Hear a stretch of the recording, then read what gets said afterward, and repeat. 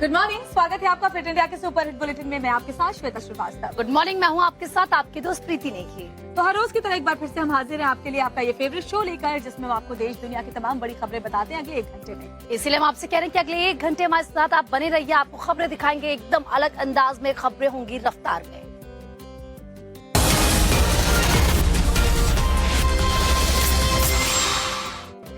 आगे बढ़ते हैं। पंजाबी सिंगर मास्टर सलीम पर एफआईआर दर्ज करने वाले हिंदू नेता अमित शर्मा की गाड़ी पर हमला हुआ है।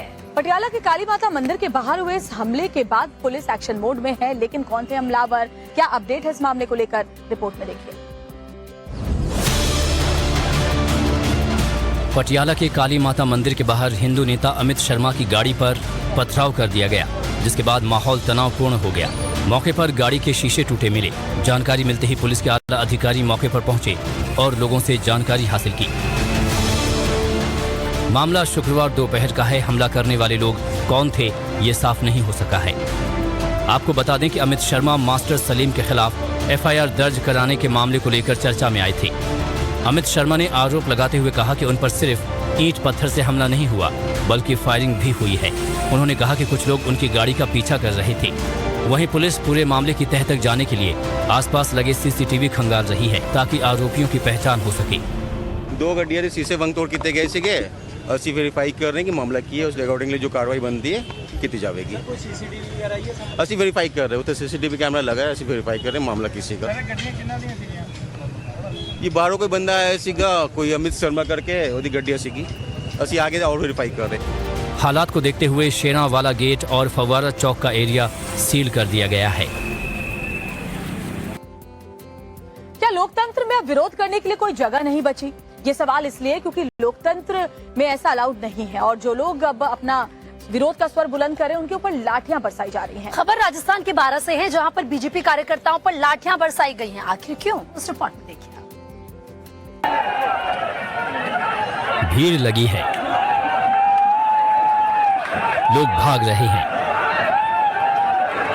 पुलिस लाठियां बरसा रही है, हर तरफ भगदड़ मची है। ये तस्वीरें राजस्थान के बारां जिले की हैं, और जिन पर लाठियां बरसाई जा रही हैं वो हैं बीजेपी के कार्यकर्ता। दरअसल ये लोग राजस्थान सरकार के मंत्री प्रमोद जैन भाया का रास्ता रोकने आए थे, तो पुलिस ने इन्हें दौड़ा दौड़ा कर पीटा। जानकारी के अनुसार मंत्री भाया मांगरोल में सरकारी कॉलेज की नई बिल्डिंग का उद्घाटन करने जा रहे थे। बीजेपी कार्यकर्ताओं ने आरोप लगाया कि इस कॉलेज के निर्माण में केंद्र सरकार ने भी पैसे दिए हैं, लेकिन बीजेपी कार्यकर्ताओं को नहीं बुलाया गया। वो इसी का विरोध करने पहुंचे थे। इस लाठीचार्ज के बाद बारां रोड स्थित मांगरोल थाने के बाहर धरना प्रदर्शन करने लगे। लाठीचार्ज करने वाले पुलिसकर्मियों पर कार्रवाई और यूथ कांग्रेस के पूर्व जिलाध्यक्ष शरद शर्मा के खिलाफ मामला दर्ज करने की मांग करने लगे, और ये प्रदर्शन मामला दर्ज होने के बाद ही खत्म हुआ। दरअसल बीजेपी का आरोप है कि उनके प्रदर्शन को रोकने के लिए यूथ कांग्रेस के पूर्व जिलाध्यक्ष शरद शर्मा ने पिस्टल निकाल ली, जबकि शरद शर्मा ने आत्मरक्षा में अपनी लाइसेंस से पिस्टल निकालने की बात कही है। प्रधानमंत्री नरेंद्र मोदी आज अपने संसदीय क्षेत्र वाराणसी के दौरे पर रहेंगे, जहां पर वो 1600 करोड़ की योजनाओं की सौगात भी देंगे। 300 प्लस सीटों का टारगेट लेकर चल रही भारतीय जनता पार्टी के लिए कैसे प्रधानमंत्री नरेंद्र मोदी का ये काशी दौरा गेम चेंजर साबित होने जा रहा है, आपको दिखाते हैं इस रिपोर्ट में।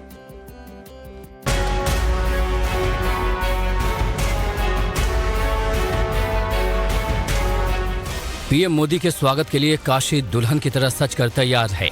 जहां तक नजर जा रही है, नजारा दिवाली जैसा नजर आ रहा है। बाबा की काशी जगमग है, क्योंकि मौका खास है। बाबा विश्वनाथ और मां गंगा से आशीर्वाद लेने पीएम मोदी एक बार फिर वाराणसी पहुंच रहे हैं। पीएम 42वीं बार अपने संसदीय क्षेत्र वाराणसी में होंगे। डमरू, शंखनाद और ढोल ताशा की ध्वनियों के बीच पुष्प वर्षा होगी। मंगल कलश और दीपक लेकर देश के प्रधान का काशी में भव्य स्वागत होगा। प्रधानमंत्री मोदी करीब 6 घंटे वाराणसी में रहेंगे। वो सबसे पहले दोपहर 1:30 बजे वाराणसी में अंतर्राष्ट्रीय क्रिकेट स्टेडियम की आधारशिला रखेंगे और जनसभा को संबोधित करेंगे। दोपहर 3:30 बजे संपूर्णानंद संस्कृत यूनिवर्सिटी में नारी शक्ति वंदन अधिनियम के पास होने पर अभिनंदन कार्यक्रम में शामिल होंगे। और फिर शाम 4:15 बजे काशी संसद सांस्कृतिक महोत्सव के समापन कार्यक्रम में हिस्सा लेंगे और 16 अटल आवासीय विद्यालयों का उद्घाटन करेंगे। 2024 के लिहाज से पीएम मोदी का ये दौरा न सिर्फ काशी बल्कि पूरे पूर्वांचल के लिए गेम चेंजर साबित होने वाला है, क्योंकि पीएम मोदी वाराणसी की जनता को करीब 1600 करोड़ रुपए की योजनाओं की सौगात देंगे। इसमें सबसे अहम है 450 करोड़ की लागत से वाराणसी में बनने जा रहा इंटरनेशनल क्रिकेट स्टेडियम, जिसमें भगवान शिव और काशी की झलक दिखेगी। स्टेडियम के शिलान्यास के बाद पीएम मोदी संपूर्णानंद संस्कृत यूनिवर्सिटी के कार्यक्रम में शामिल होंगे और काशी की 5000 महिलाओं से संवाद करेंगे। महिला आरक्षण विधेयक पास होने के बाद मोदी का ये पहला दौरा है। पीएम के स्वागत के लिए काशी की महिलाओं ने एयरपोर्ट पर खास तैयारियां की हैं। यहाँ पर खास तौर से माँ दुर्गा की प्रतिमा लगाई गई है। इसके अलावा यहाँ पर जो शक्ति स्वरूप जो जितनी देवियाँ हैं उनकी जो फोटो है वो लगाई गई है। कोशिश यही की जा रही है कि जो भी इस तरीके की जो चीजें हैं उनको सामने रखा जाए। हमारे अपने काशी के भाई साहब बड़े नरेंद्र मोदी जी, तो उनका 51 बेटियां कलश से गंगा जल लिए हुए स्वागत होगा और उसी में फूलों की वर्षा होगी, शंखनाद होगा, ढोल नगाड़ा होगा। अपने इस दौरे के दौरान पीएम मोदी रुद्राक्ष कन्वेंशन सेंटर में अटल आवासीय विद्यालयों के विद्यार्थियों की तरफ से लगाई गई प्रदर्शनी का उद्घाटन करेंगे और उनसे सीधा संवाद करेंगे। रुद्राक्ष कन्वेंशन सेंटर से ही पीएम प्रदेश के सभी 16 अटल आवासीय विद्यालयों का लोकार्पण करेंगे। करीब 1115 करोड़ की लागत से 16 अटल आवासीय विद्यालय बनाए गए हैं। ये विद्यालय विशेष रूप से मजदूरों, निर्माण श्रमिकों और कोविड महामारी में अनाथ हुए बच्चों के लिए शुरू किए गए हैं। पीएम मोदी 2 महीने पहले ही 7 जुलाई को वाराणसी दौरे पर आए थे। इतनी जल्दी एक बार फिर काशी की धरती पर मोदी का होना ये बताता है कि पूर्वांचल और यूपी बीजेपी के लिए कितना अहम है। और आपको याद दिला दें कि 7:27 पर हम आपको दिखाएंगे खबरें बिल्कुल झटपट अंदाज में। लेकिन अभी प्रधानमंत्री के काशी दौरे की बात करें तो प्रधानमंत्री अपने इस दौरे में पूर्वांचल के पहले और उत्तर प्रदेश के तीसरे अंतर्राष्ट्रीय क्रिकेट स्टेडियम का भी शिलान्यास करने वाले हैं। क्या खासियत इस स्टेडियम की, कब तक बनकर ये हो जाएगा तैयार और कितनी लागत आई है, इस खास रिपोर्ट में देखिए आप। वाराणसी में इस वक्त सबसे ज्यादा चर्चा इंटरनेशनल क्रिकेट स्टेडियम की है। पूर्वांचल के लाखों खेल प्रेमियों को पीएम मोदी बहुत बड़ी सौगात देने जा रहे हैं। राजा तालाब इलाके के गंजारी गांव में रिंग रोड के पास ये स्टेडियम करीब 30 महीनों में बनकर तैयार हो जाएगा। कानपुर और लखनऊ के बाद वाराणसी में ये राज्य का तीसरा अंतर्राष्ट्रीय क्रिकेट स्टेडियम होगा।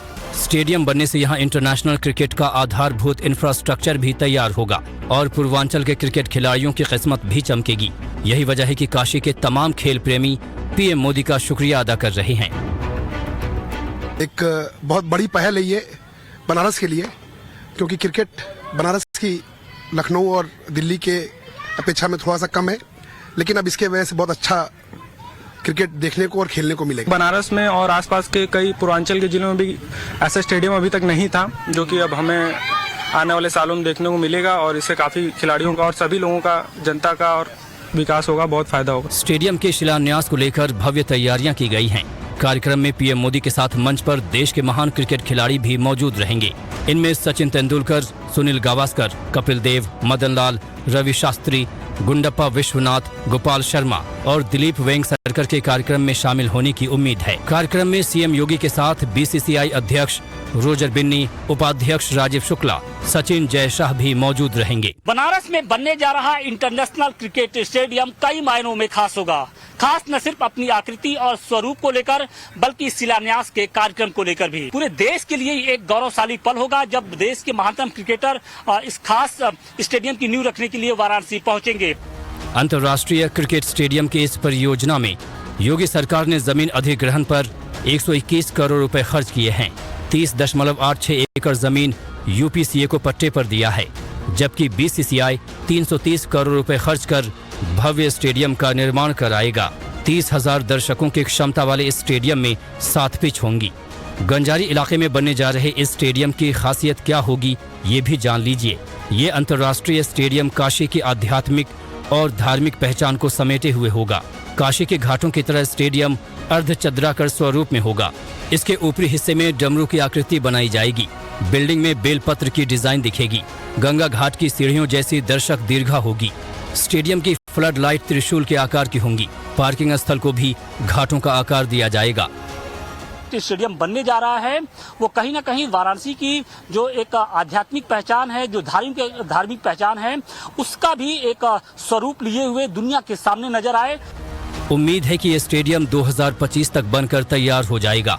आध्यात्मिक सिटी काशी में खेल प्रेमियों का भी जमघट लगेगा और विश्व पटल पर बाबा विश्वनाथ की नगरी का नाम और भी ज्यादा रोशन हो।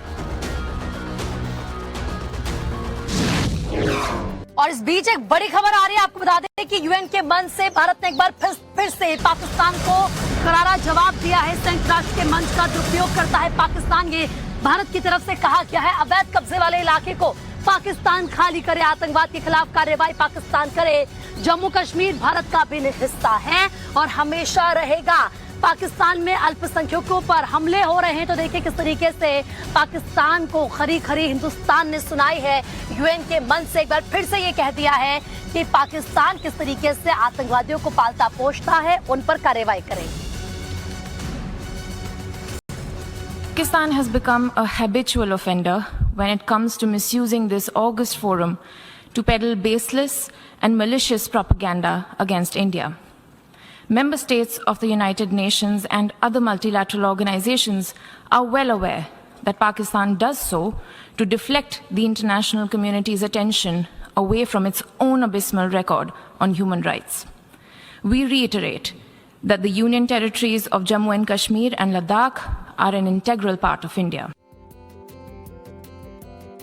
और आपको ये भी बता दें कि जो जवाब भारत ने दिया है वो दरअसल पाकिस्तान ने जिस तरीके से एक बार फिर से भारत के खिलाफ जहर उगला था, कश्मीर के बहाने पाकिस्तान में यूनाइटेड नेशन में भारत को घेरने की कोशिश पाकिस्तान ने की थी और उसी का जवाब, उसी का ये मुंहतोड़ जवाब भारत की तरफ से अब पाकिस्तान को दिया गया है। रिपोर्ट देखिए आप। Pakistan desires peaceful and productive relations with all our neighbors, including India. Kashmir is the key to peace between Pakistan and India. ये हैं पाकिस्तान के कार्यवाहक प्रधानमंत्री अनवरुल हक काकड़, जो अंतर्राष्ट्रीय मंच से शांति की बात करते दिखाई दे रहे हैं। पूरी दुनिया को पता है कि आतंकियों का हमदर्द और पनागाह रहा है पाकिस्तान, लेकिन दुनिया के ही सबसे बड़े मंच से बेशर्म पाकिस्तान शांति की बात करता नजर आ रहा है। संयुक्त राष्ट्र संघ के 78वें सत्र को संबोधित करते हुए पाकिस्तान के कार्यवाहक प्रधानमंत्री काकड़ ने भारत के खिलाफ खूब जहर उगला। Evaded implementation of the Security Council's resolutions which call for the final disposition of Jammu and Kashmir to be decided by its people through UN supervised plebiscite. Since 5th August 2019, India has deployed 900,000 troops in illegally occupied Jammu and Kashmir. Kashmir के बहाने पाकिस्तान ने भारत को घेरने की खूब कोशिश की, लेकिन पूरी दुनिया पाकिस्तान के चाल चरित्र और चेहरे से परिचित है। और ब्रेक के बाद एक बार फिर से आपका स्वागत है। बात उत्तर प्रदेश की करेंगे। उत्तर प्रदेश में आरएसएस का एक्शन लगातार जारी है। देखिए, पहले तो 19 और 20 सितंबर को संघ के समन्वय बैठक हुई और अब संघ प्रमुख पहुंचे हैं। तो संघ प्रमुख लखनऊ कब पहुंचे हैं, क्या क्या उनका कार्यक्रम है, किससे किससे वो मुलाकात करने वाले हैं, कितने दिन तक वहां रुकेंगे, ये सब कुछ हर जवाब इस रिपोर्ट में।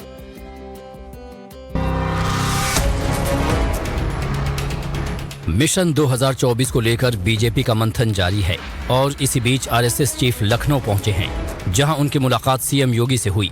दोनों के बीच करीब 45 मिनट के बैठकों का दौर चला और कई मुद्दों पर मंथन हुआ। बैठक यहाँ पे और चल रही है, सीएम योगी वहाँ मिलने आए हैं और ये मुलाकात कहा जा रहा है कि गोपनीय है, अनऑफिशियल मुलाकात है। इसका कहीं कोई जिक्र नहीं किया गया, कि ऑफिशियल अनाउंसमेंट नहीं था। सीएम आज उनसे मिलने के लिए अचानक यहाँ पहुंचे हैं। दरअसल विपक्ष के चुनावी एजेंडे पर सबसे ऊपर मुसलमान है। लखनऊ में भागवत और योगी विपक्ष के इसी रणनीति की कार तैयार कर रहे हैं। यूपी में सनातनी वोटर्स को एकजुट कर रहे हैं। सबरस्ता भोज का आयोजन किया जाए ताकि लोग जो है उससे जुड़े। खास तौर पर जो मकसद है वो दलित वोटर्स को भी जोड़ने का है। इसके जरिए जो लगातार सनातन को लेकर सवाल उठ रहे हैं, कहीं न कहीं एक काउंटर होगा। आरएसएस के मुताबिक संघ प्रमुख का ये लखनऊ दौरा वार्षिक प्रवास है। लेकिन उनका ये दौरा लोकसभा में बीजेपी क्लीन स्वीप वाले फॉर्मूले को भी धार देगा। चुनावी तैयारियों में जुटी बीजेपी को वैचारिक सपोर्ट और खाद पानी देने वाला है। अगर संघ प्रमुख के इस दौरे की एजेंडे की बात करें तो इस 4 दिन के दौरे में संघ प्रमुख का फोकस शताब्दी वर्ष की ओर बढ़ रहे संघ के विस्तार पर है। मुस्लिम वोटरों में पार्टी की पैठ बढ़ाने पर जोर देना है। बता दें कि आरएसएस प्रमुख मोहन भागवत 4 दिन के लखनऊ प्रवास पर हैं। वो कल लखनऊ आए और 25 सितंबर तक लखनऊ में बैक टू बैक मीटिंग्स करेंगे। कल सीएम योगी और संघ प्रमुख के बीच औपचारिक मीटिंग हो सकती है। इसके बाद वो 26 सितंबर को लखनऊ से इंदौर चले जाएंगे। लेकिन इंदौर जाने से पहले वो लोकसभा चुनाव में यूपी में क्लीन स्वीप का फुल प्लान तैयार कर रहे हैं, ताकि तीसरी बार भी पीएम मोदी को दिल्ली की गद्दी पर मजबूती से बैठाया जा सके।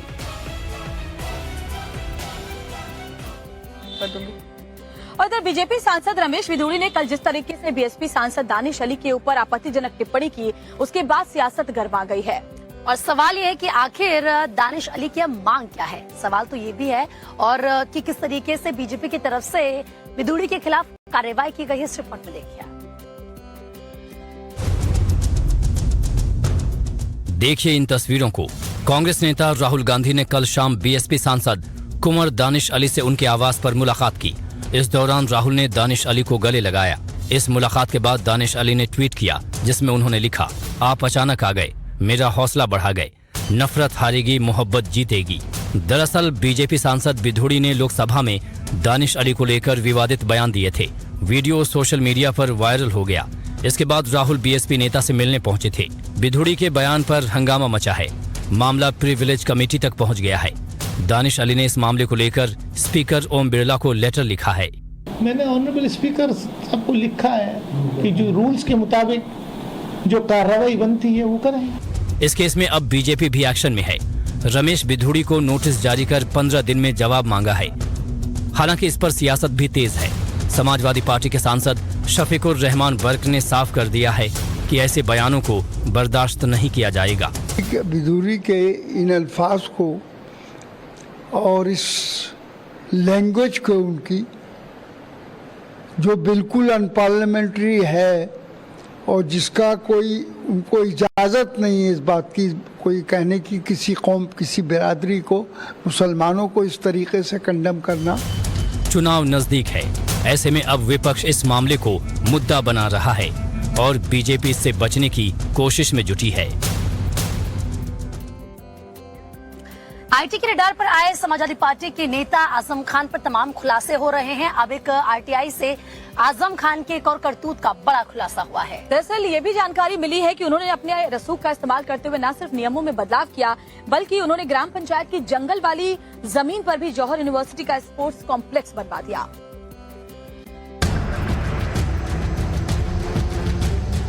आरटीआई की ये वही कॉपी है जिससे समाजवादी पार्टी के नेता आजम खान को लेकर बड़ा खुलासा हुआ है।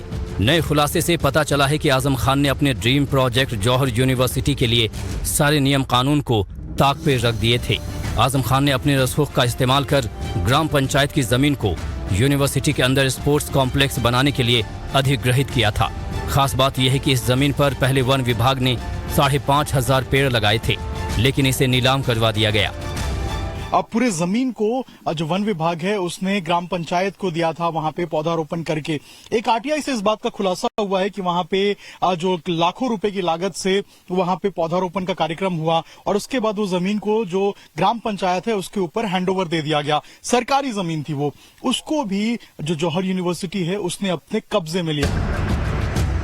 पावर के दम पर आजम खान ने इलाके की सड़क पर ही अपनी ताकत का एहसास कराया था और यूनिवर्सिटी की ओर जाने वाले रास्ते पर कमर तक बाउंड्री करवा दी थी। जौहर यूनिवर्सिटी के लिए बच्चों के स्कूल तक बाउंड्री के पीछे बनाई गई। आजम खान ने अपने जौहर यूनिवर्सिटी के जौहर को बनाने के लिए और उसकी खूबसूरती के लिए कितनी सारी चीजें की थी, अगर मैं आपको ये बताऊं तो शायद फहरिस्त उसकी कम हो जाएगी। उसमें एक और नाम आता है दीवालों का लगाना। आजम खान ने देखिए इस तरीके से जो यूनिवर्सिटी तक जाने वाला पूरा रास्ता है उसमें कमर तक जो दीवारें हैं वो लगा दी थी और रोड के साइड में ये दीवारें लगा दी थी। उनसे फर्क नहीं पड़ता है कि आसपास किसके घर हैं, किसके गांव हैं। ये देखिए जैसे एक हाई स्कूल है, यहाँ पे आपको ये जो पीली बिल्डिंग दिखाई दे रही है हाई स्कूल है। इस हाई स्कूल को देखिए आप, ये इस दीवार से छिपी हुई है। इलाके में आजम खान का डर और दहशत इतना है कि इलाके के लोग आजम खान के खिलाफ कुछ भी कहने से बचते हैं। और अब वक्त हो चला है खबर झटपट का।